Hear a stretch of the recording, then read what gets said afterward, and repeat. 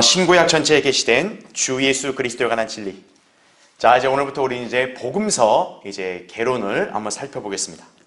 이제 복음서 우리가 마태, 마가, 누가, 요한복음의 어떤 이렇게 개략적인 그런 내용들 한번 이렇게 정리하고 공부하는 시간을 갖겠습니다. 자, 교환을 먼저 메인을 보세요. 사복음서는 기본적으로 주 예수 그리스도의 공생의 기간 동안에 있었던 일들을 다루고 있다라는 얘기죠. 물론 각 복음서마다 예수 그리스도에 관해 강조하려는 성격과 또 저자의 개성이 다르다 보니 이야기의 전개나 서술 방식이 좀 상이한 면이 많은 게 사실이다라는 얘기죠. 자, 사복음서 마태, 마가, 누가, 요한복음은 일단 공통적으로 예수 그리스도께서 지상에 계시면서 이렇게 사시고 활동하신 그 행적을 기록한 거잖아요. 그래서 사복음서에서 이렇게 중복되는 내용들이 많이 나옵니다. 그러나 사복음서의 각각 기록 방식을 보면요, 모든 복음서에 나오는 내용도 있지만 어떤 하나의 복음서에만 언급되는 사건도 있고, 또 동일한 사건에 대해서 마태나 마가 또는 마태나 누가 이런 사람들이 표현한 방식이 좀 다릅니다. 그건 뭐냐면 하나님께서 그 기록자들의 어떤 개성을 그대로 쓰셨기 때문에 그러는 거죠. 자, 이건 결코 성경이 모순되는 게 아닙니다. 오히려 그 복음서들을 우리가 다 종합해서 비교하고 살펴본다면 상호 보완적으로 예수 그리스도께서 지상에서 이렇게 행동하시고 또 말씀하신 것들을 더 선명하게 이해할 수 있다라고 그렇게 우리가 받아들이면 되는 것이에요. 그렇죠? 따라서 우리는 사복음서들을 서로 비교하며 상고하게 되면 그리스도의 지상생에 관한 기사들을 더 선명하게 이해할 수 있다는 얘기죠. 자, 이 때문에 현재 우리의 강의 취지에 따라서 각 복음서들을 일일이 살펴보지 않고 그리스도의 생애에서 일어난 사건들이나 사역들을 우리가 이제 시간 순으로 조명해 보려고 한다는 얘기죠. 자, 우리 강의는 지금 모든 책들을 다 일일이 공부하는 게 아니잖아요. 그리고 또 사복음서는 모두가 다 공통되게 예수 그리스도의 공생의 기간을 다루고 있기 때문에 어차피 중복되는 내용들도 많고, 그래서 우리는 이 책들을 자세히 공부한다기보다는 일단 각 책들의 어떤 핵심적인 내용들을 대강 간추린 그런 개론을 우리가 이제 살펴보면서 여러분들이 이 책들을 좀 더 선명하게 이해할 수 있도록 이렇게 돕고자 이렇게 제가 강의하려고 하는 것이에요. 그래서 이제 3주 동안 우리가 마태복음, 그리고 마가, 누가, 요한복음 이렇게 해서 이제 개괄적으로 내용들을 살펴볼 것이고, 그 뒤에는 이제 우리가 예수님의 그 탄생부터 해서 승천까지 있었던 여러 가지 일들, 이제 복음서의 내용들이 다 시간 순서로 기록된 게 아니잖아요. 그래서 저는 이제 그런 내용들을 다 종합해서 그리스도의 생애를 시간 순서적으로 한번 이렇게 살펴보는 시간을 가지려고 합니다. 그래서 오늘 첫 번째 시간은 우리가 마태복음을 한번 이렇게 함께 살펴보도록 하겠습니다. 자, 먼저 첫 번째 보세요. 마태복음. 자, 그 설명을 보시면 마태복음의 특징과 주제, 또 그리스도의 생애와 관련하여 이 전개되는 이야기의 내용을 제대로 알려면요, 이 책의 기록 목적과 성격을 이해해야 합니다. 먼저. 자, 거기 밑줄 친 거 중요한 내용이니까 같이 보시면요, 이 책은 예수 그리스도를 다름 아닌 유대인의 왕의 측면으로 이야기를 전개한다는 얘기죠. 그러니까 다른 복음서들과 똑같이 그리스도의 생애를 조명하지만 마태는 그 중에서도 예수님의 어떤 왕과 연관된 그런 성격에 초점을 맞추고 있다는 얘기죠. 자, 그래서 마태복음은 예수 그리스도가 유대인의 왕으로 오셔서 이렇게 활동하신 그 부분을 강조하고 있다는 얘기예요. 자, 유대인의 왕은 구약에서 예언된 바로 메시아죠. 이 메시아는 다름 아닌 다윗의 씨에서 나온다라고 성경이 말씀하고 있죠. 그래서 우리가 마태복음이라는 책을 읽고 공부하는 데 있어서 우리가 기본 전제로 깔고 가야 될 그런 내용은 뭐냐? 바로 다윗의 언약입니다. 자, 한번 찾아볼까요? 사무엘하 7장 한번 보세요. 우리가 세대주의나 이런 거 공부할 때도 자세히 다 봤던 구절이기 때문에 여러분 잘 아시겠지만 그래도 중요하니까 다시 한번 볼게요. 사무엘하 7장 거기 12절부터 16절, 바로 이게 다윗의 언약의 핵심 내용이죠. 거기 보시면 내 날들이 차서 내가 네 조상들과 함께 잠들 때 내가 내 몸에서 나올 곧 내 뒤에 올 내 씨를 세우고 내가 그의 왕국을 견고하게 하리라 이거죠. 예. 그러니까 다윗에게 약속한 건 뭡니까? 바로 너의 씨에서 나올 자가 이제 왕이 돼서 왕국을 통치할 것이다 이거죠. 자, 13절. 그가 내 이름을 위하여 한 집을 지을 것이요 나는 그의 왕국의 보좌를 영원히 견고하게 하리라 이거죠. 여기 왕국의 보좌라고 나오죠. 보좌. 그러니까 이 왕국은 영적인 개념이 아닌 거예요. 왜요? 보좌는 눈에 보이는 물리적인 자리 아니에요. 그렇죠? 왕권을 상징하는 물리적인 자리 아니겠어요? 그렇죠? 자, 그래서 16절 보면 내 집과 내 왕국이 내 앞에서 영원히 세워지리라. 내 보좌가 영원히 세워지리라 하시더라 이거죠. 여러분이 보시다시피 다윗에게 지금 약속한 이 왕국의 보좌는 결코 영적인 나라의 보좌라고 말할 수가 없겠죠. 바로 이게 하나님께서 선지서들에서도 예언하신 메시아께서 이 땅에 오셔서 다스리실 그 물리적인 왕국을 가리키는 거죠. 이제 그 메시아와 그 왕국에 관한 예언이 이제 하나님께서 성취하시려고 이제 이 땅에 바로 하나님의 아들이신 예수 그리스도가 오셨다라는 거죠. 그게 바로 마태복음이라는 책의 주제라는 얘기예요. 예. 자, 그러다 보니 이 책은 예수 그리스도를 다윗의 아들로 강조하고 있는 것이다라는 거죠. 또한 메시아가 언급된다면 반드시 수반되어야 할 것이 바로 뭡니까? 왕국이죠. 이건 제가 선지서 강의할 때도 여러분에게 여러 차례 언급을 한 거예요. 그렇죠? 메시아가 왜 와요? 통치하려고 오는 거 아니겠어요? 그럼 메시아가 오면 반드시 뭐를 세우셔야 돼요? 왕국을 세우셔야 된다고요. 이것을 마태복음에서는 바로 어떤 용어로 사용한다고요? 천국이라는 거죠. 천국. 예.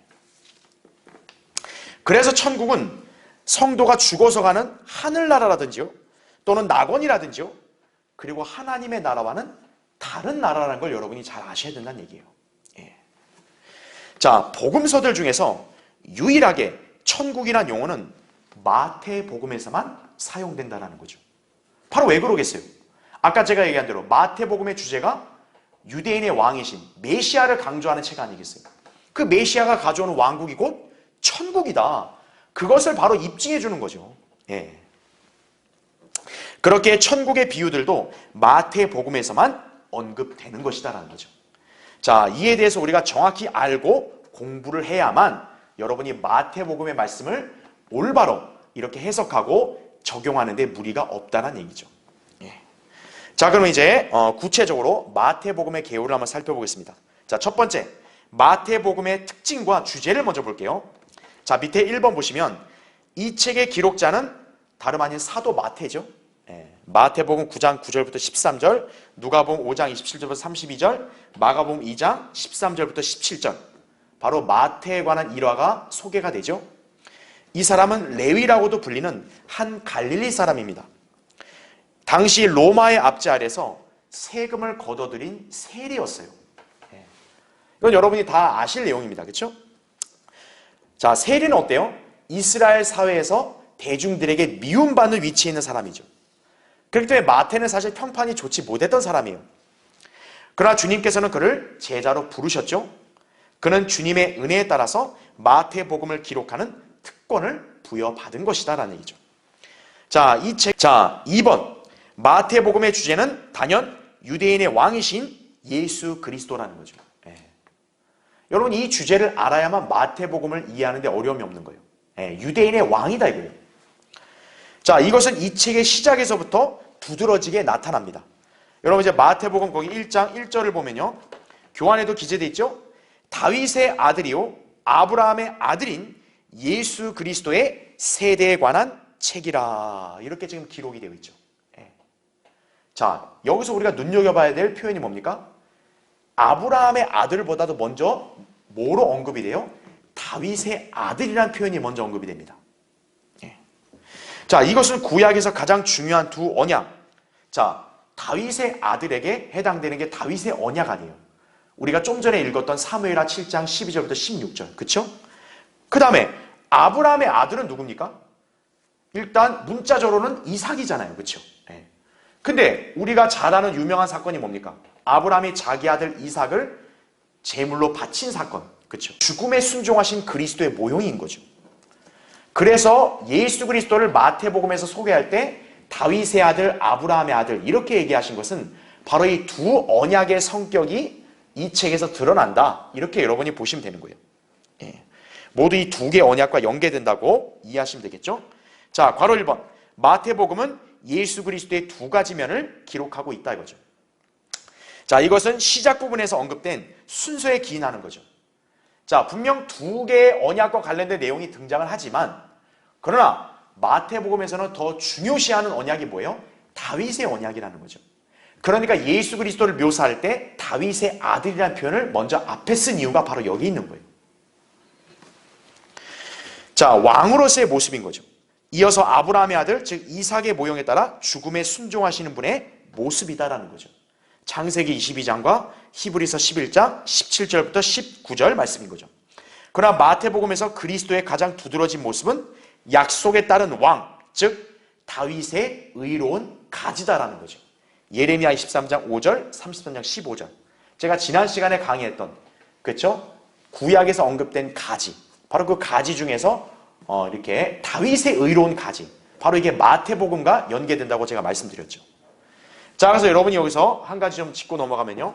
여러분이 마태복음을 쉽게 이해하기 위해서는요, 두 가지 용어를 잘 기억하셔야 합니다. 이게 바로 핵심적인 용어예요. 첫 번째는 뭐냐? 다윗의 아들입니다. 네. 다윗의 아들. 자, 다윗의 아들이라는 건 곧 다윗의 씨라는 거죠. 아까 제가 여러분에게 설명드렸다시피 다윗의 언약에 따라 이 다윗의 씨가 바로 메시아인 거죠. 네. 그렇죠? 이 메시아에게 뭐가 주어집니까? 왕국의 보좌가 주어진다라고 말씀드렸죠. 보좌가 주어지고 영원히 통치한다 이거죠. 네. 네. 바로 이 예언이 이제 예수 그리스도가 오심으로써 성취가 되어지는 거다. 이것을 강조하는 게 마태복음이라는 책이라는 거죠. 네. 그래서 마태복음에는 다윗의 아들이라는 표현을 굉장히 강조하고 있다는 얘기예요. 그래서 마태복음의 첫 시작 부분도 아브라함이 다윗보다 앞선 시대 사람임에도 불구하고 다윗의 아들이라는 표현을 먼저 언급한 이유가 바로 마태복음의 책의 성격이 이것을 강조하기 때문에 그렇다라는 거죠. 그런데요, 오늘날 한국 교회들이 쓰는 변개된 개혁 성경은요, 다윗의 자손이 뒤로 빠지고 아브라함의 자손이 앞으로 나왔어요. 소위 킹제임스 성경을 번역했다는 흠정력도요, 영어 킹제임스 성경에 분명히 다윗의 아들이 먼저 나오거든요. 근데 흠정력은 아브라함의 자손이라고 앞에다 써버린 거예요. 네. 자기들이 킹제임스 성경을 잘 번역했다고 해놓고서 아브라함을 앞에 쓴 거예요. 얼마나 성경의 무지한지를 단적으로 드러내는 거예요. 네. 그러니까 여러분 이 용어를 잘 기억하셔야 한다는 얘기죠. 두 번째는 뭡니까? 바로 왕국이라는 거죠. 왕국. 이 왕국은 메시아가 세울 왕국 아니겠어요? 그렇죠? 이것을 마태복음에서 뭐라고 표현하냐? 천국이라 표현한다. 천국. 예. 천국은 킹덤 오브 헤븐이다 이거죠. 예. 여러분 헤븐은 하늘, 물리적인 거잖아요. 그렇죠? 그래서 이 천국은 바로 구약에서 그토록 예언된 메시아의 왕국을 가리키는 거다라는 얘기죠. 예. 그래서 이 용어가 유독 어디에만 쓰인 거예요? 마태복음에만 쓰인 거예요. 마태복음에만. 다른 책에는 천국이라는 용어 자체가 아예 없다고요. 예. 반면에 하나님의 나라는 뭡니까? 하나님의 나라는 영적이다 이거죠. 영적. 예. 내면적이다라는 얘기죠. 예. 그래서 이 두 용어를 잘 구분할 수 있어야 한다는 얘기죠. 하늘나라가 이제 성도들이 죽어서 가는 낙원이라는 얘기죠. 디모데후서 4장 18절에 나온 대로. 예. 그래서 천국과 하나님의 나라는 결국 같은 게 아니다라는 것을 우리가 잘 기억해야 된다는 얘기죠. 그렇죠? 예. 맨 밑에 괄호 2번 보시면 마태는 그분의 계보와 미카 예언에 따라 그분이 다윗의 성읍인 베들레헴에서 출생하시는 것과, 그렇죠? 그 다음 페이지죠. 그러니까 미카 5장 2절에 그렇게 예언되어 있잖아요. 메시아께서 어느 성읍에서 나시는가? 바로 다윗 성읍인 베들레헴에서 나신다. 그게 마태복음의 기록에 나오는 것도 결국 우연이 아니라는 거죠. 그 다음 말라키 예언에 따라 그분의 선두주자로서의 사역, 말라키 3장 1절의 예언이 성취되는 것을 마태복음 3장에서도 언급을 하고 있죠. 또 그분이 친히 수행하시는 왕의 사역과 또 이스라엘에 의해서 왕이 거부되시는 장면, 그것도 역시 마태복음에 제시가 되고 있죠. 또 권능과 위대한 영광으로 왕이 다시 오시는 것 등을 역시나 마태복음에서 기록하고 있다는 얘기죠. 그러니까 마태복음의 기록 몇 면을 다 보면은 바로 예수 그리스도의 왕 되신 모습이 부각이 되고 있다는 얘기예요. 그렇죠? 자, 괄호 3번. 마태가 아브라함의 언약으로 돌이켜 아브라함의 아들로서 그분의 희생적인 죽음을 기록하는 부분은 극히 적다라는 거죠. 자, 이러한 사실은 마태복음의 기록 목적과 구성을 잘 보여주는데, 먼저 이스라엘을 위한 복음이 특히 강조가 되고, 다음으로 그리스도의 죽으심을 통해 온 세상을 위한 복음도 제시되는 것이다 라는 얘기죠. 그러니까 두 가지의 그런 내용이 나오지만 마태복음에서는 거의 어떤 걸 비중을 있게 다루고 있어요? 바로 다윗의 언약에 따른, 즉 이스라엘의 왕으로 오신 예수 그리스도, 그 부분을 거의 다 강조하고 있다는 얘기죠. 그래서 마태복음은 결코 이 시대에 교회를 위한 교리서가 아니라는 걸 잘 아셔야 돼요. 그 마태복음을 갖고 교회 시대의 구원의 교리나 어떤 실행의 교리로 삼으면 대단히 위험하다라는 거예요. 근데 오늘날 이 무지한 대다수 교회들은 마태복음을 굉장히 즐겨서 인용하죠. 그렇죠? 한심한 거예요. 그렇죠? 자, 3번. 따라서 마태복음의 특징에 대해 정리하면 다음과 같다 이거죠. 자, 괄호 1번. 유대인들에게 왕이신 그리스도를 제시하고 있죠. 1장 1절에 다윗의 아들이라는 표현. 그렇죠? 그래서 특히 그리스도가 다윗의 아들임이 강조가 된다는 얘기죠. 자, 마가복음, 누가복음에도 다윗의 아들이라는 표현이 나오긴 합니다. 하지만 굉장히 제한적으로 나오고요. 마태복음에서 다윗의 아들이라는 표현이 유독 많이 나온다는 얘기죠. 반면에 요한복음에서는 다윗의 아들이란 말이 전혀 안 나와요. 자, 그것을 통해 볼 때 우리가 마태복음이라는 책의 주제가 어떤 부분이 더 강조가 되고 있는지를 짐작할 수 있는 거죠. 자, 괄호 2번 보세요. 이 책은 구약과 신약을 연결해주는 전환기적인 책이다 이거죠. 말하자면 하나님의 경륜상 구약에서 신약으로 넘어가는 과도기의 성격을 다루고 있다라는 거죠. 이건 제가 지난 시간에도 여러분에게 설명을 드린 거죠. 그렇죠? 그러다 보니 신약으로 넘어가기 이전인 구약 시대에 해당하는 교리들이 상당수 기록되어 있는 것이다라는 거죠. 자, 괄호 3번. 구약 성경을 풍부하게 인용했죠. 또 구약의 사건이나 인물에 대한 언급이 마태복음에서 더 많이 제시가 되죠. 그렇죠? 자, 그 다음에 괄호 4번. 이게 굉장히 중요합니다. 아까 제가 언급한 내용인데, 자, 밑줄 친 거 보면 복음서 중에서 유일하게 자, 천국, Kingdom of Heaven 이라는 표현이 나오고 또 강조를 하고 있다는 거죠. 자, 유대인적인 개념, 지상의 눈에 보이는 실제적인 왕국이 바로 천국이다라는 거예요. 그것이 이 책에 무려 32번이나 언급이 되고 있다는 거죠. 자, 이에 반해서 하나님의 나라는 볼 수 있게 오는 것이 아닌 바로 영적인 나라다라는 거죠. 누가복음 17장 20절 21절에 나온 대로 예수님이 그랬잖아요. 하나님의 나라는 볼 수 있게 오는 게 아니라 너희 안에 있다 그죠. 우리 안에 있다 이렇게 말하는 거죠. 내면적인 나라를 가리키는 거죠. 또 로마서 14장 17절에 보면 하나님의 나라는 먹고 마시는 물리적인 행위가 아니라 성령 안에서 의와 화평과 기쁨이다. 바울이 또 그렇게 설명을 하고 있죠. 그러니까 하나님의 나라는 영적인 나라인 거예요. 그러나 지금 마태복음에서 얘기하는 왕국은 바로 다윗에게 약속했던 메시아의 왕국, 그것이 신약에서는 천국으로 표현이 되고 있는 거다. 이렇게 여러분 이해하시면 된다는 얘기죠. 자, 왜 그런지 한번 설명을 드릴게요. 여러분이 약간 의아할 수 있는 게 왜 구약에서 예언된 그 왕국이 마태복음에서는 왜 천국이란 말로 쓰였냐 이거죠. 헷갈리지 않냐 이거죠. 그러면 헷갈리실 거 없어요. 왜 그러냐? 이 천국이란 말을 쓴 것은, 자, 첫 번째, 일단 구약에서 예언된 왕국은 누가 세우시는 거예요? 메시아가 세우시는 거죠. 자, 메시아는 어떤 분이세요? 다름 아니라 하나님이시라고요. 이사야 9장 6절에 나오죠. 구약에서 이렇게 왕국을 통치한 왕들은 다 인간들이잖아요. 그렇죠? 그러나 이스라엘에게 약속된 메시아는 단순한 인간이 아니라 그분은 또 하나님이시라는 거죠. 여러분, 하나님은 어디에 계세요? 하늘에 계시잖아요. 하늘에 계신 하나님께서 어떤 거예요? 이 지상에 내려와서 통치하신 거란 얘기죠. 예. 그러니까 이 왕국이 단순한 어떤 인간이 땅에서 온 그런 지상의 다른 왕국들이 아니라 바로 하늘에 계신 하나님이 와서 통치하시는 왕국이니 천국이라는 표현을 쓰는 거죠. 자, 이걸 우리가 어떻게 할 수 있냐? 두 번째, 바로 이 왕국은 아버지의 왕국이다라는 얘기죠. 예. 그래서 이게 어디 나오냐? 마태복음 6장 10절을 보면요, 아버지의 왕국이 임하오시며 아버지의 뜻이 하늘에서와 같이 어디서도 이루어진다 그래요? 땅에서도 이루어진다는 말이 나와요. 예. 자, 아버지의 뜻이 어디서요? 땅에서. 예. 땅에서. 여러분, 아버지의 뜻이 뭡니까? 그분의 아들이 온 세상을 통치하시는 게 아버지의 뜻이에요. 그렇죠?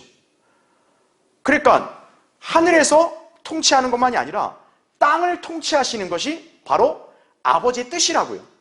그 아버지의 뜻이 이제 비로소 어떤 거예요? 하늘에서 이제 땅에 와서 실현이 된다는 얘기죠. 예. 그래서 천국이란 용어로 쓰는 거예요. 왕국을 천국. 예. 그렇게 쓰는 이유가 바로 마태복음 6장에 설명한 그대로 아버지의 왕국, 바로 아버지의 뜻은 아들이 통치하는 거란 얘기죠. 그게 바로 하늘에서 원하신 뜻이 땅에서도 이제 이루어지는 거다 이거죠. 그게 천국이란 얘기예요. 구약에서 예언된 왕국이 실현된다는 걸 강조하는 책이 마태복음이다 보니까 그 왕국이 마태복음에서는 천국이구나, 이렇게 여러분 이해하시면 된다는 얘기죠. 그 이유는 바로 아버지의 뜻, 아들이 이 땅을 통치하는 것이 아버지의 뜻이니까 바로 그게 땅에서 이제 이루어지는 거죠. 그걸 여러분이 잘 이해하시면 된다는 얘기죠. 자, 그래서 이제 괄호 5번 보시면 다른 복음서에서는 볼 수 없는 내용들이 제시가 되죠.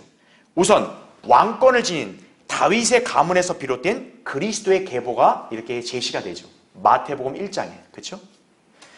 그 다음에 요셉에 대한 정보가 1장 18절부터 25절에 또 이렇게 나오게 되죠. 예. 그 다음에 이스라엘 집에 잃어버린 양에게로 제자들을 보내는 사건이 또 언급이 되죠. 특히 여기서는 천국복음 전파를 위임하면서 주로 유대인들을 대상으로만 전파할 것을 명령합니다. 이방인들은 물론이거니와 사마리아인들도 이 천국복음의 대상에서는 배제가 돼요. 예. 잠깐 여러분 마태복음 10장 한번 보시면 10장 5절부터 이렇게 기록이 되어 있죠. 보세요. 예수께서 이 12를 보내시면서 그들에게 명령하여 말씀하시기를, 자 보세요, 이방인들의 길로도 가지 말고 나오죠. 예. 여러분 한국도 어때요? 이방인들이라고요.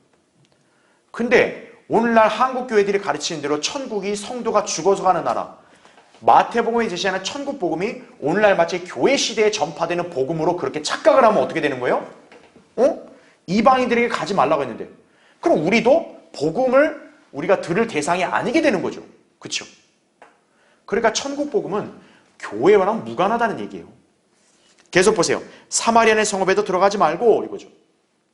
다만 이스라엘 집에 잃어버린 양에게로 가라. 7절 가서 전할 때 천국이 가까이 왔다고 말하고, 그 다음 8절 보세요. 천국 복음을 전파할 때는 반드시 뭐가 수반되냐? 병든 자들을 고쳐주고 문둥병자들을 깨끗게 하며 죽은 자들을 살리고 마귀들을 내어 쫓으라. 너희가 값없이 받았으니 값없이 주라. 오늘날 은사주의 푼수들은 이 구절을 좋아하죠. 그래서 마치 오늘날 교회들이 이러한 기적을 행할 수 있는 것으로 그렇게 사람들을 속이죠. 그러나 이거는 천국 복음을 위임받은 사도들이 할 수 있는 표적인 거예요. 분명히 천국 복음에는 이방인들이 배제가 되잖아요. 그렇죠? 교회와 무관하다는 얘기죠. 예. 그렇기 때문에 여기 나온 이 신유의 표적이라든지, 그렇죠? 그 다음에 마귀들을 내쫓는 기적, 이것은 교회와는 무관하다는 얘기죠. 예. 그걸 우리가 잘 구분할 수 있어야 한다는 얘기죠. 자, 괄호 6번. 그래서 마태복음이라는 책은 시간 순서대로 사건들이 기록되지 않고 특별한 배치 순서를 지니고 있다. 이걸 여러분 이해하셔야 돼요. 예. 왜냐하면 마태복음은 유대인의 왕의 측면을 강조하다 보니까 그분이 왕으로서 행한 사역들을 기록하고 있는 거예요. 그러니까 그분이 왕으로서 행한 사역과 좀 이렇게 무관한 것들은 마태복음에는 생략이 되어 있습니다. 그러니까 마태복음의 이 장별의 순서는 결코 시간 순서가 아니라는 것을 여러분이 잘 유념하셔야 된다는 얘기죠. 자, 이제 두 번째 마태복음을 한번 각 장별로 요약을 해보겠습니다. 자, 먼저 1번 보시면 유대인의 왕으로 태어나신 다윗의 아들 예수 그리스도께서 이스라엘에 나타나시고 또 사역을 수행하셨지만 거부당하시는 그 내용이 자, 무려 1장부터 몇 장까지 기록됐냐? 25장까지 기록돼 있어요. 자, 마태복음이 총 28장이잖아요. 그렇죠? 그 중에 25장은 바로 유대인의 왕으로서 행한 사역과 관계된 내용들이란 얘기예요. 예. 자, 교회는 예수 그리스도의 죽으심과 연관되어 있잖아요. 그 죽으심과 관련된 내용은 마태복음에서는 2-3장밖에 안 나와요. 그리고 또 부활. 우리 교회는 예수 그리스도의 부활로 말미암아, 그렇죠? 결국 우리가 구원받을 수 있게 된 거 아니겠어요? 그렇죠? 그 부활에 관한 내용도 마태복음에서는 한 장밖에 안 나온다 이거죠. 예. 그러니까 예수 그리스도의 죽음, 장사, 부활, 우리의 복음과 관계된 내용들은 석 장밖에 안 나와요. 마태복음의 다른 25장은 모두 메시아와 또 그분이 세우실 왕국, 천국과 관련된 내용들만 기록되어 있다는 얘기죠. 예. 그렇기 때문에 마태복음은 교회 시대의 교리서가 아니라는 걸 잘 유념해야 된다는 얘기예요. 자, 그래서 먼저 괄호 1번 보세요. 마태복음 1장에는 왕의 계보와 그 다음에 왕이 탄생하신 그런 사건을 기록하고 있죠. 그렇죠? 그 다음에 괄호 2번 왕의 유아기가 2장 1절부터 23절까지 이렇게 나옵니다. 그래서 현자들이 방문을 하죠. 동방의 현자들이 이제 별을 보고 이렇게 유대 땅으로 들어온 거잖아요. 그렇죠? 그리고 그 어린아이신 예수님 앞에 경배를 드리죠. 그리고 이제 헤롯이 바로 이 유대인의 왕이신 예수님을 죽이려고 2살 이하의 아이들을 다 죽이라고 명령을 하니까 하나님께서는 미리 요셉과 마리아를 보호하시려고 이집트로 피난 가라고 하시죠. 그러나서 다시 또 이제 나사렛으로 돌아오는 사건이 2장에 또 기록되어 있습니다. 그 다음에 이제 괄호 3번 마태복음 3장에서는 이제 침례 요한 왕의 선두주자가 나와서 먼저 이제 왕의 길을 예비하죠. 바로 천국이 가까이 왔다라고 이렇게 선포하면서 이제 그들에게 말씀을 전하기 시작합니다. 그래서 3장에는 침례 요한의 사역을 통한 왕국이 전파가 되고 그리고 이제 마침내 왕이신 예수 그리스도가 무대에 등장을 하시는 거죠. 자, 그분이 등장하시면서 가장 먼저 뭐하냐? 침례인 요한에게 침례를 받으신다라는 거죠. 그게 바로 뭐냐면 이스라엘에게 그분 자신을 알리는 거죠. 그렇죠? 자, 그래서 4장 이제 왕께서 이제 시험을 받으시려고 광야로 인도가 되시죠. 그래서 예수님은 마귀의 시험을 이기셨죠. 그래서 그분이 왕이 될 자격을 입증하신 겁니다. 그리고 이제 제자들을 부르시는 사건이 4장에 기록되어 있고, 그렇죠? 그리고 이제 마태복음 4장에 보면 예수님께서는 이제 표적들을 행하심으로써 이제 그 표적을 본 무리들이 예수님에게로 모여들기 시작합니다. 그 광경은 마치 뭐와 똑같냐면 왕 밑에 모여드는 백성들과 같은 모습으로 이렇게 비춰진다는 얘기죠. 예. 자, 무리들이 모임으로써 왕 밑에 백성들이 모인 것처럼 보이죠. 자, 마치 뭔가 왕국이 지금 이렇게 수립되려고 하는 조짐이 보이죠. 자, 그럼 이때 필요한 게 뭐겠습니까? 이제 왕도 있겠다. 백성도 있겠다. 이제 왕국이 온전히 갖춰지려면 기틀인 헌법이 반포가 돼야겠죠. 바로 그 왕국의 헌법이 마태복음 5장부터 7장에 나오는 산상설교란 얘기죠. 그게. 그러니까 산상설교는 교회 시대에 그리스도인들이 실천해야 될 교리가 아니라 바로 왕국에 들어갈 백성들이 지켜야 될 왕국 법령이란 얘기죠. 그래서 마태복음 5장부터 7장은 산상설교, 왕국의 법령이 기록되어 있다 이거죠. 그래서 5장에는 천국에 대한 제시가 나오고 그 다음에 믿는 자의 비유에 대한 말씀이 나오고요. 그래서 뭐 땅의 소금, 그 다음에 세상의 빛 이런 표현이 나오잖아요. 그렇죠? 그 다음에 그리스도와 율법의 관계에 대해서 기술하고 있고요. 그 다음에 이혼, 맹세, 원수사랑 등에 대해서 이제 명령하신 말씀이 나옵니다. 자, 그 다음에 6장에는 형식주의 신앙에 대해서 지적하고 있고요. 그 다음에 기도, 일반 교회들이 흔히 알고 있는 주기도문. 근데 그건 주님이 하시는 기도가 아니죠. 제자들에게 가르쳐 주신 기도죠. 그 다음에 재물에 대한 관점, 그 다음에 하나님 아버지가 너희를 돌보실 거라는 그런 말씀이 나오게 되는 거죠. 자, 이것도 나중에 설명드리겠지만 이 마태복음 6장에 나오는 이 말씀들은 교리적으로는 이제 장차 또 대환란 때 유대인들이 지켜야 될 말씀이다라는 얘기죠. 그렇죠? 자, 그 다음 페이지 보시면 이제 7장에는 다른 사람에 대한 판단에 대해서 말씀을 하고 있고요. 또 기도에 대한 권면이 제시가 됩니다. 그리고 7장에서는 구약의 의에 대해서 이렇게 요약을 하고 있습니다. 그러니까 서기관들과 바리새인들의 의보다 뛰어나야 어떤 거예요? 천국에 들어갈 자격이 있다는 얘기죠. 그만큼 천국에 들어가기 위해서는 엄격한 그런 기준이 이렇게 제시가 되는 거예요. 결국 유대인들은 그 기준을 지키지 못했기 때문에 그들은 천국에 들어갈 수 없었던 것이고, 그렇죠? 그리고 천국이 연기가 된 거죠. 또 거짓 교사에 대한 경고가 나오고 믿음 없는 고백의 위험성이 또 제시가 되고요. 그 다음에 두 가지 기초가 서로 대조돼서 언급이 됩니다. 바로 반석 위에 지은 집과 모래 위에 지은 집이에요. 이 두 가지 기초의 기준은 뭐냐? 바로 행위입니다. 그래서 이게 바로 믿음으로 사는 그리스도인들과는 관계없는 교리라는 얘기죠. 자, 그 다음에 이제 동그라미 3번에는 이제 왕국의 표적에 대해서 8장부터 9장까지 설명이 되고 있습니다. 자, 이제 메시아이신 예수 그리스도께서 이제 왕국에 들어갈 그런 무리들에게 이제 법령을 선포하셨죠. 그 다음에 이제 어떻게 될까요? 그분이 이제 왕이시라는 점을 이제 그 무리들에게 입증을 하셔야 되지 않겠어요? 바로 표적을 행하시는 겁니다. 그래서 마태복음 8장에서는 문둥병자를 치유하시는 이 사건이 먼저 언급이 되고요. 그 다음에 백부장의 종을 치유하시는 그 사건이 그 다음에 이제 언급이 됩니다. 그리고 베드로의 아내의 모친을 치유한 사건이 또 이렇게 제시가 되고요. 그 다음에 이제 말로만 하는 제자들을 시험하시는 말씀이 나옵니다. 그리고 파도를 잠잠케 하신 사건이 또 기록이 돼요. 바로 뭐냐면 그 메시아께서는 하나님이시라는 것을 또 입증하는 거죠. 자연현상을 이렇게 주관하시니까요. 그렇죠? 그 다음에 가다라에서 마귀들을 쫓아내신 사건들도 기록을 하고 있다는 얘기죠. 그 다음에 계속 이어서 9장에는 카퍼나움에서 중풍병자를 치유하신 사건이 언급이 되고요. 그 다음에 이 마태복음의 저자, 바로 마태를 부르신 사건이 또 여기서 이제 언급이 됩니다. 그 다음에 이제 바리새인들에게 대답하신 그 말씀도 기록이 돼 있죠. 그래서 비유를 드신 게 뭐냐면, 그러면 새 옷과 낡은 옷, 그 다음에 낡은 가죽 부대와 새 포도주 부대, 그렇죠?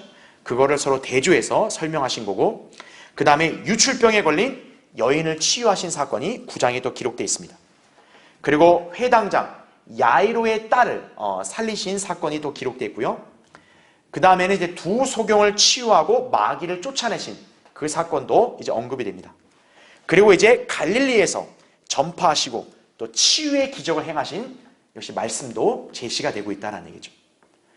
자, 이제 마태복음의 초반부는 예수 그리스도께서 메시아로서 이렇게 아주 활발하게 사역하시는 그 내용들이 이제 기록되어 있다는 얘기죠. 그렇기 때문에 마태복음 앞부분에 대해서만큼은 더더욱 교회 시대의 교리와는 무관하다는 걸 여러분 잘 아셔야 돼요. 물론 영적으로 교훈을 삼을 만한 말씀들은 제 시대에 있습니다만 성경에 기록된 1차적인 목적은 교리 아니겠어요? 바로 교리적으로는 왕국에 들어갈 백성들에게 해당되는 말씀이라는 거죠. 자, 동그라미 4번에는 왕국 복음을 이제 위임하시는 거죠. 그러니까 예수님 혼자만 전파하시는 게 아니라 바로 12 제자들을 부르시고 그들에게 이제 왕국 복음을 전파할 사역을 위임하시는 거죠. 그래서 12 제자들을 내보내시고 또 그들이 어떤 일들을 이제 겪으실 것인가, 그거에 대한 말씀도 이제 제시가 되어 있죠. 자, 동그라미 5번. 자, 그렇게 이제 이스라엘에게 이제 왕국 복음이 전파가 되잖아요. 근데 어떻습니까? 이스라엘 백성이 왕을 거부하죠. 결국 메시아신 예수 그리스도는 이스라엘이라는 민족에게 거부되시는 거예요. 그게 11장부터 12장에 제시가 되어 있다는 얘기죠. 그래서 11장에서는 침례인 요한이 그의 제자들을 통해서 예수님께 질문을 합니다. 그러니까 침례인 요한이 감옥에 갇혔는데 메시아께서 지금 바로 왕국을 수립하셔서 통치하시는 게 아니니까 침례인 요한이 과연 예수님이 구약에서 예언된 메시아가 맞는지, 그러니까 자기가 그렇게 소개한 분이 메시아가 맞는지 또 다른 분을 기다려야 되는지 이게 제자들에게 보내서 묻게 한 거죠. 그러니까 예수님은 거기에 자잘히 답변하지 않으시고 그냥 그들에게 내가 지금 방금 행한 표적들을 너희가 본 그대로 요한에게 전하라, 이렇게 얘기하죠. 바로 예수님이 행하신 표적은 뭡니까? 구약에서 메시아라는 걸 입증하는 표적이거든요. 그러니까 너희들이 눈으로 본 그대로 가서 얘기하라 이거죠. 그 말이고 뭐겠어요? 너희들이 눈으로 본 거를 그대로 믿는다면 바로 예수님 그분이 곧 메시아다라는 거죠. 자, 이제 예수님께서는 거부당하시죠? 그래서 그 성읍에 대해서 심판을 예고하신 말씀이 또 나옵니다. 자, 그러고 나서 이제 어떻게 되냐? 예수님께서 이제 민족 전체를 다루시는 것에서 약간 방향이 수정이 되십니다. 바로 이스라엘의 개개인들을 이제 제자로 초청하시는 말씀이 나옵니다. 그게 우리가 익숙하게 잘 알고 있는 말씀. 수고하고 무거운 짐진 자들아 다 내게로 오라 이렇게 말씀하는 거죠. 예. 왜냐하면 민족 자체가 거부를 했기 때문에 이제 주님께서는 사역의 방향이 개개인에게 이제 초점이 맞춰주시는 거예요. 예. 이제는 이스라엘 민족 개개인들 중에서 이제 그분께 나오기 원하는 자는 누구나 나오라 이렇게 초청을 하시는 거죠. 예. 자, 그 다음에 12장에서는 안식일의 주인이신 그리스도에 대한 말씀이 나오고 또 안식일에 손이 마른 자를 치유하시는 기적이 기록되어 있습니다. 그 다음에 마귀 들린 사람을 치유하시는 것과 또 그거에 대해서 바리새인들이 예수님을 모독하는 그 장면이 또 이제 서술되어 있죠. 그러면서 예수님께서는 바로 그것이 용서받을 수 없는 죄라는 것을 말씀하십니다. 예. 그러면서 이제 어떻게 하냐? 선지자 요나의 표적을 제시하죠. 왜냐하면 예수님은 이미 이스라엘 민족에게 모든 표적들을 다 보여주셨어요. 그러면서 또 표적을 요구합니다. 예. 그런데 결국 뭐냐면 그들이 마음이 완고함으로 인해서 아예 믿지 않기로 작정을 해버린 거죠. 그러니까 예수님께서는 그들을 향해서 악하고 음란한 세대라고 이렇게 힐난하신다 이거죠. 그러면서 이제 예수님께서 최후의 표적을 뭘 말씀하셨냐? 선지자 요나의 표적이라는 거죠. 바로 요나가 3일낮과 3일밤을 고래 뱃속에서 죽었다가 다시 살아났잖아요. 바로 예수 그리스도도 그와 같이 되실 것이다. 즉 예수 그리스도의 십자가에서의 죽음, 그 다음 무덤의 장사, 3일 후의 부활, 바로 그 사건을 이렇게 예고하신 거죠. 예. 자, 이로써 뭐냐면 이제 예수 그리스도는 바로 왕국에 들어가야 될 이스라엘 민족이 그분을 거부했단 말이에요. 그럼으로써 어떻게 한 거예요? 그분의 사역이 이제 성격과 방향이 이제 바뀌어가고 있음을 보여주는 거죠. 자, 동그라미 6번 보시면 천국의 신비입니다. 자, 이미 천국은 어때요? 연기가 돼버린 거예요. 자, 천국이 연기가 됐는데 그럼 그 사이 기간 동안은 어떤 일이 발생하냐? 바로 예수님께서는 그거를 신비의 형태로 말씀하신 거예요. 즉 신비로운 어떤 천국이 등장할 거라는 얘기죠. 이 천국은 메시아가 가져올 천국이 아니라는 거죠.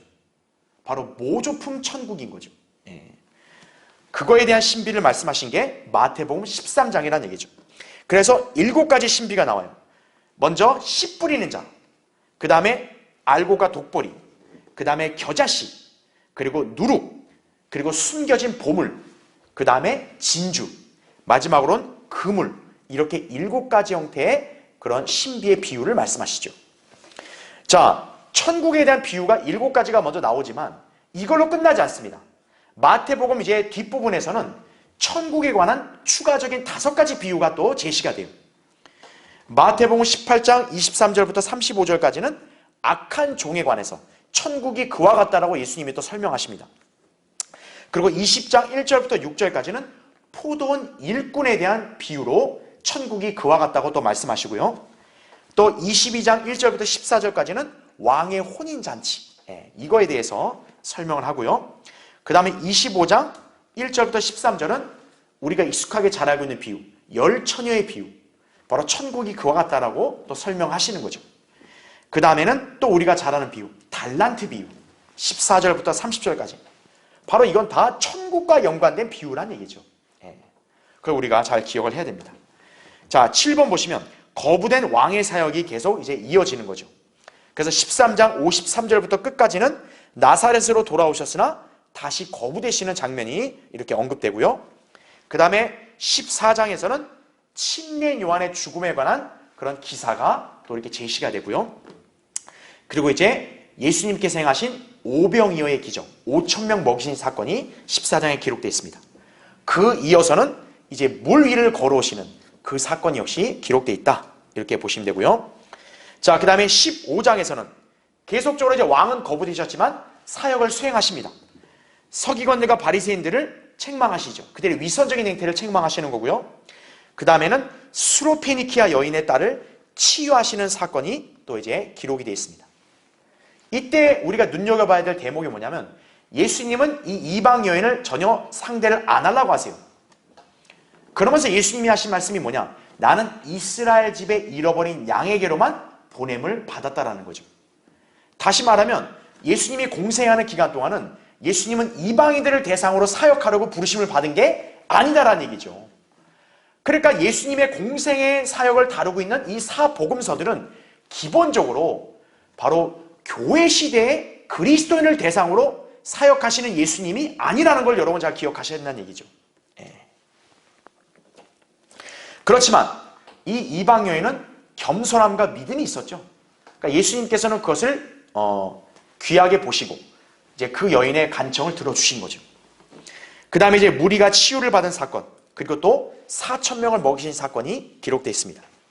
자, 16장에서는 눈먼 바리새인들을 책망하시고 그 다음에 제자들에게 누룩의 의미를 또 설명해 주시죠. 제자들도 그 부분은 무지했기 때문에 그런 거죠. 그 다음에 이제 베드로가 위대한 고백을 하죠. 예수님께서 너희는 나를 누구라고 하느냐? 그럴 때 주는 그리스도 곧 살아계신 하나님의 아들이시니다 이렇게 얘기하죠. 자, 그래서 예수님께서는 이제 베드로의 고백을 듣고 나서 교회를 세울 것을 약속하십니다. 그렇죠? 이 반석 위에 내가 나의 교회를 세운다라는 얘기죠. 그 전까지는 제자들은 전혀 알 수도 없고 또 예수님도 언급을 안 하셨다가 이제 교회에 대해서 이제 암시를 하신 거죠. 왜냐하면 이제 그 교회는 예수님의 죽으심으로 탄생하는 거 아니겠어요? 왜냐하면 그분의 죽으심이 가까웠기 때문에 이제 교회에 대해서 암시를 하신 것이다라는 얘기죠. 자, 그리고 죽음과 부활을 예언하십니다. 그래서 이제 이때부터는 예수님께서 이제 붙잡히시고 십자가에 죽고 셋째 날에 다시 살아나실 것이라는 예언을 계속 언급을 하신다는 얘기죠. 17장과 20장에서 계속 그렇게 언급하고 있다 이거죠. 자, 그 다음에 17장에서는 변형산 사건에 대한 말씀이 기록되어 있죠. 천년왕국의 모형인 거죠. 그 다음에 마귀 들린 자를 치유하시는 사건이 기록되어 있고, 그 다음에 기도와 금식의 중요성에 대해서 기록이 되어 있습니다. 그 다음에 이제 세금 낼 돈의 기적, 그죠? 물고기 입에서 동전 한 입을 꺼내서 세금을 내셨죠. 그 다음에 18장은 어린아이를 주제로 한 설교가 나오고요. 또 잃어버린 양을 찾으시는 주님에 관한 말씀이 나옵니다. 그 다음에는 이제 교회의 징계와 지역교회의 단순한 형식에 대해서 말씀하고 있죠. 그러니까 여기서 교회는 지역교회의 개념인 거죠. 그렇죠? 그 다음에 용서의 법, 70번에 7번, 이거에 대한 내용도 여기서 언급이 됩니다. 자, 그 다음에 19장에서는 이혼에 관한 그런 교리를 말씀하시고요. 그 다음에 이제 어린아이들을 영접하고 축복하신 그 내용이 또 기록되어 있습니다. 그리고 부자인 젊은 관원이 예수님께 와서 영생을 얻으려면 어떻게 해야 됩니까? 이런 질문하신 그런 내용이 나오죠. 그렇죠? 그 다음에 천년왕국에서 사도들의 지위에 대한 그런 약속된 말씀이 나오죠. 그 다음에 20장은 포도원 일꾼들의 비유, 그렇죠? 그리고 야고보와 요한의 어머니가 요구한 것, 예수님 양옆에 자기 아들들 앉게 해달라는 요구, 그게 나오고, 두 소경을 치유한 또 기적도 여기서 또 언급이 됩니다.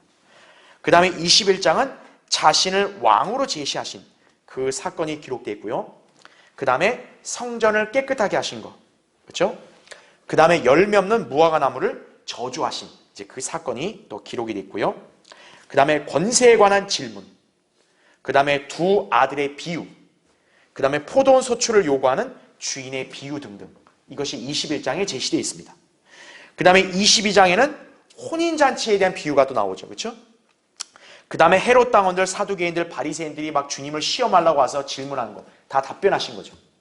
그들의 입을 다물게 하신 사건이 기록되고요. 그 다음에 23장은 바리새인들의 위선을 주님께서 신랄하게 그렇게 정죄하시고 또 심판을 예언하셨죠. 그렇죠? 그리고 예루살렘에 대해서 슬퍼하신 장면이 기록되어 있다 이거죠. 자, 그 다음 페이지 보시면 동그라미 8번, 대환란과 재림에 대한 예고를 하시죠. 권능과 영광으로 돌아오시겠다는 왕의 약속이 제시가 된다 이거죠. 그러니까 24장에서는 우리가 잘 아는 올리브산 설교가 나오죠. 바로 그게 교리적으로 대환란 때 유대인들에게 해당되는 말씀인 거죠. 근데 그 대환란을 잘 거치고 나면 어떤 거예요? 이제 왕이 재림하신다 이거죠. 그래서 이제 25장에서는 심판하실 거다라는 말씀이 나오는 거죠.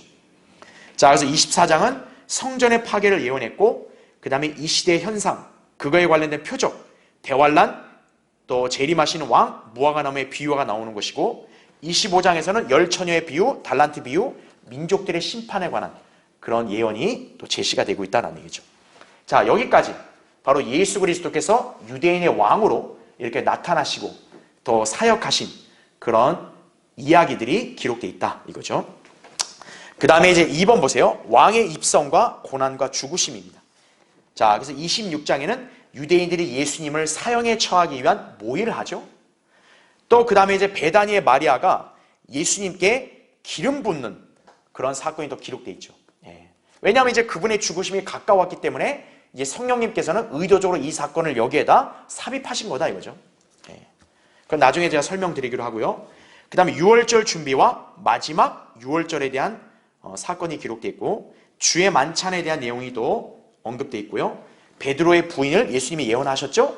그 다음에 이제 겟세마네 동산에서 기도하신 내용이 또 나오고요. 그리고 예수님이 마침내 배반당하시고 붙잡히신 그런 사건, 그리고 카야파 앞에서 신문 받으시는 그 내용, 마지막으로 베드로가 부인한 장면 다 26장에 제시가 됩니다. 그리고 27장에는 이제 빌라도 앞에 서서 신문 받으시는 또 이렇게 사건이 기록되어 있고 이제 바라바가 석방이 되고 그 다음 마침내 예수님께서 가시관을 쓰시고 십자가를 지시고 그리고 이제 십자가에 처형되시고 마침내 죽으시고 무덤에 안치되는 것까지 27장에서 제시가 되고 있죠.